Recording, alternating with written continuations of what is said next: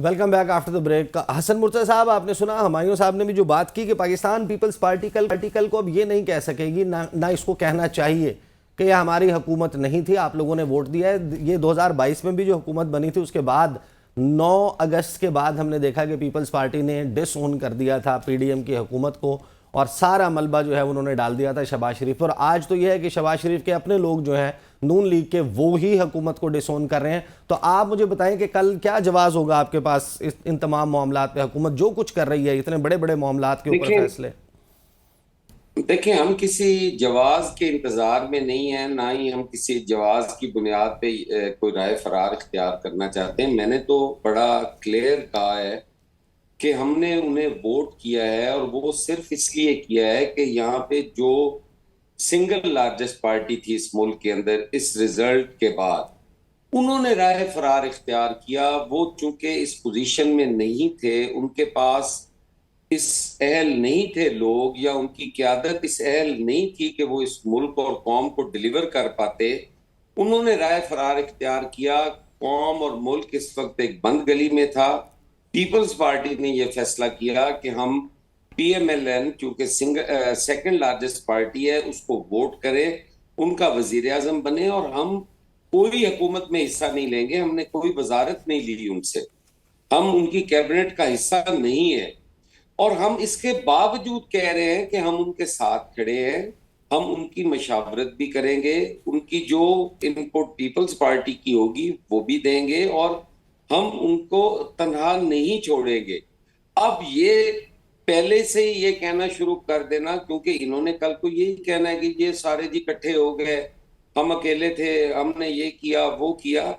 इनकी जो तनकीद का तरीका है, वारदात है, वो यही है कि सही। ये मुझे फिर तसल्ली से उसको जवाब लेने एक दें। साइड पे रख के बाकी सारों को एक ही लाइन में खड़ा करके ये उसको कहते हैं कि ये सारे चोर हैं, डाकू हैं, मुजरिम हैं, झूठे हैं, हम ही मुहिब वतन है। मैं कहता हूं कि 3.5 साल के अंदर सही। कितनी एक दफा इन्होंने जवाब दिए, कितनी एक दफा, कौन सा एक प्रोजेक्ट ऐसा बता दे जिसकी वजह से पाकिस्तान ने तरक्की की। पाकिस्तान कहेंगे तो जवाब आएगा जी कोविड के बावजूद हमने जी जीडीपी जो है वो 5.9 पे ले गए जी, हम 6.9 पे ले गए जी। नहीं, बस 6.2 वो आपकी फैक्ट्स एंड हुकूमत ने फिगर छापा के था। चक्कर में हमेशा। और आज जिस ये मुल्क जहां पे खड़ा है वो किसकी वजह से है, वो सारी कौम को पता है। और किसकी वजह से? इंशाअल्लाह ताला ये मुल्क इन चैलेंजेस से ये निकलेगा भी, बेहतरी की तरफ भी जाएगा, और इनको ये कहने का मौका नहीं मिलेगा कि ये सारे इकट्ठे थे। सही। अगर मुल्क बेहतर हो गया तो इन्होंने मुझे जवाब ये लेने नहीं दें जरा। कहना कि ये सारे इकट्ठे थे।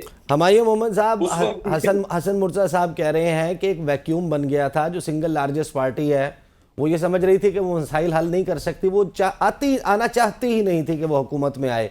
तो उन्होंने तो पाकिस्तान को एक संगीन सियासी और आईनी बहरान से बचाया है। उन्होंने तो मजबूरन शहबाज शरीफ साहब को वोट दिया है। देखिए जी, इस तरह है कि ये बिल्कुल सही कहते हैं कि इन्होंने जो है ना 2022 में आके पाकिस्तान को बैंकरप्सी से बचाया है। जिस वक्त पाकिस्तान बैंकरप्ट हो रहा था, पाकिस्तान तहरीक इंसाफ के ज़माने में, उस वक्त बकौल इनके जीडीपी 6.1 था। उस वक्त बकौल इनके जो पर कैपिटा इनकम था $1,765 था।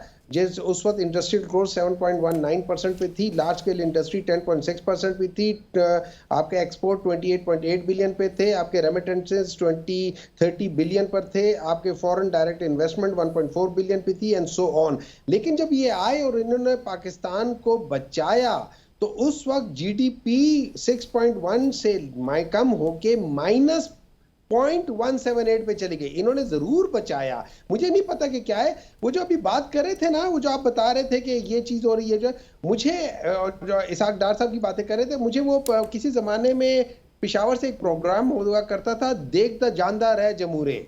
ठीक है, तो अब आप देखते जानदार है कि ये लोग क्या क्या गुल खिलाते हैं। ठीक है, ये लोग समझते हैं कि पाकिस्तान की अवाम बेवकूफ़ है, ये समझते हैं कि पाकिस्तान की अवाम समझती नहीं है कि ये लोग क्या कर रहे हैं। ये मैं ज़रूर मानता हूं कि जैसे मैंने पहले भी कहा था कि जो जरदारी साहब हैं वो बड़े अच्छे मंजे हुए खिलाड़ी हैं। उन्होंने नवाज शरीफ को तो न 3 में रहने दिया, न 13 में रहने दिया, और शहबाज शरीफ का वो हशर करेंगे जो रेडियो और टीवी पे नशर होगा। ठीक है, अब बात आ जाती है आगे। देखिए, जब हम इंडिया की बात करते हैं, 2019 में हमने एक प्रिंसिपल स्टैंड, पाकिस्तान ने एक प्रिंसिपल स्टैंड लिया था कि कश्मीर के विज़ावी रेफरेंस लिया था। ठीक है, अच्छा, इन लोगों की हिस्ट्री हम देख लेते हैं। इन लोगों की हिस्ट्री ये है कि मुझे ये बताए मोदी किससे मिलने आता है, जंदाल किससे मिलने आता है, और बगैर बताए वो आ जाते होते हैं। अच्छा, फिर हम थोड़ा सा पीछे चले जाते हैं। मुझे ये बताएं कि मियां Nawaz Sharif as a prime minister जब इंडिया गए थे, उस वक्त उन्होंने ये जो कश्मीरी लीडरान थे उनसे मिलने से इनकार कर दिया था, उनसे नहीं मिले थे। अच्छा, उनकी बेसिस पे पहली बार हुआ था कि जब पाकिस्तान की जो क्या कह सकते हैं वहां पे जो एम्बेसडर जो थे, जब उन्होंने खाना किया था, they refuse to come and attend that thing. वो, और उसमें पता नहीं कौन सा 23 मार्च था या 14 अगस्त के, उसमें they refuse to come and attend. वो इस वजह से था कि मियां नवाज शरीफ साहब ने हमेशा एक किस्म का स्टांस लिया है जिसमें इन लोगों ने कश्मीर को नजरअंदाज किया है। ये पहली बार नहीं है, ये हमेशा से है। ठीक है, हालांकि ये अपने आप को कश्मीर के ओरिजिन कहते हैं, लेकिन इन लोगों ने कभी ऐसी कोई हरकत नहीं की कि जिस वजह से है, कि जिससे हमें पता चले। अच्छा, दूसरी बात ये हो जाती है कि जब हम बात करते हैं, अभी जैसे हुमायूं खान साहब जो कि एनालिस्ट थे, वो बता रहे थे और वो रेफरेंस दे रहे थे कि किन हमारे मुल्कों ने हमारे साथ क्या किया। देखिए, मैं आपको एक चीज समझाता हूँ। ये वो मुल्क हैं जो पिछले 28 साल से, मैं आपको दोबारा रिपीट करता हूँ, 28 साल से ये इस बात के आदी थे कि पाकिस्तान हमें यस माई बाप कहेगा और जो हम कहेंगे करेगा। जब वो हम कहेंगे कि यार तुम अफगानिस्तान के अंदर ये काम करो, वो कर लेंगे। जब हम कहेंगे तुम अब ये काम छोड़ के ये करो, ये कर लेंगे। जब हम कहेंगे क्या, क्यों? क्योंकि हम लोग पैंट शर्ट और वो क्या कहते हैं एक्सपेंसिव जूते पहन के जाते हैं और उनसे भीख मांगते हैं। हमारा तरीक़ेकार ये है। और ये याद रखें, ये जो तरीक़ेकार है ना, ये इनका ये पहली बार नहीं हुआ कि ये लोग हमेशा इनका टोटल काम करने का तरीका यही है कि ये जब बाहर जाएंगे अपने काम से, अपने मिलने से, उसमें जाके वहां पे दौरे शौरे करवा के उसको करके पैसा ये अवाम का निकलवाएंगे। लेकिन अवाम अभी आहिस्ता आहिस्ता समझदार हो रही है, इसी वजह से अवाम ने इनको वोट आउट कर दिया था। ये तो अल्लाह जाने कि इनको किस तरीके से फॉर्म 47 बनाए गए और इनको लाए गए। इनकी तो बुनियाद ही नहीं है जमीन पर। मैंने जैसे कहा था, ये वो क्रिसमस ट्री हैं जिनकी जड़ें हैं ही नहीं, जिनकी इसमें इस वक्त पॉलिटिक्स में इनकी कोई जड़ें नहीं है, जड़ें इनकी कट चुकी हैं। अब आगे बात करते हैं कि आगे होगा क्या। आगे होगा ये कि इंशाअल्लाह ताला ये पाकिस्तान जो है ना अपने पैरों पे खड़ा होगा। ये पाकिस्तान बिल्कुल तरक्की करेगा, लेकिन माइनस देम, ये लोग हटेंगे और ये लोग मुंह के बल गिरेंगे। क्यों? जब आप किसी में टैलेंट ना हो और आप उसको ला के खड़ा कर दें, तो जो सिफारशी बंदा होता है उसको आप ओपनिंग बैट्समैन ले जाएं, वो क्या करेगा? वो 1-2 में आउट होकर वापस आ जाएगा, क्योंकि उनको खेलना ही नहीं आता।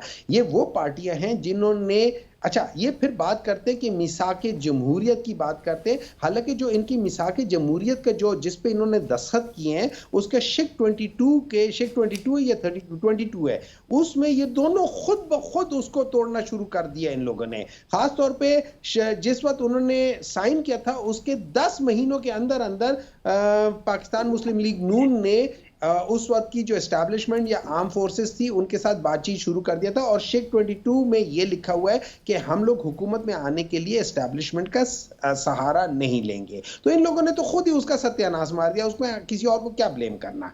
अब आगे बात आ जाती है कि मैं आपको एक और बात शुरू में बता रहा था, जैसे पाकिस्तान इंटरनेशनल एयरलाइंस आ रही है, इन लोगों ने इस मुल्क का सत्यानाश करना है। इन लोगों को अगर बहुत शौक है ना, तो सबसे पहले मैं इन्हें यह कहूंगा कि सबसे पहले ये अपनी जितनी जायदादें हैं, चाहे वो एवन फील्ड है, चाहे वो नंबर 1 हाइड पार्क है, चाहे वो फ्रांस में जो महल खरीदा हुआ था, चाहे वो कुछ भी चीजें, वो सारी चीजें बेचे, पाकिस्तान में लाके वो सारे पैसे इन्वेस्ट करें। उसके बाद बताएं कि क्या है। और जो हमारे इसाक डार साहब हैं, उनको कहें कि अपने बेटों को कहें कि जिनके दुबई में वो टावर्स हैं और क्या है सुनने में आया है, उनको कहे वो बेचे, आए पाकिस्तान में इन्वेस्ट करे। पहले तो उन लोगों को लाना पाकिस्तान में जो आपके घर के हैं। सही, ठीक है। हुमायूं मोहम्मद साहब, हज़रत साहब, आप दोनों का बहुत शुक्रिया, आप हमारे साथ मौजूद थे। हुमायूं खान साहब, मुझे एक क्विक ब्रेक लेनी है, ब्रेक के बाद वापस आएंगे हमारे साथ। साबिक सेक्रेटरी खारजा एजाज अहमद चौधरी साहब भी मौजूद होंगे। और जो आज चाइनीज़ नेशनल्स को पाकिस्तान में निशाना बनाया गया, हाउ सीरियस इज़ दैट, और गवर्नमेंट को इस वक्त अपना फोकस फिल फॉर कहाँ करने की ज़रूरत है, बात करते हैं आफ्टर द ब्रेक।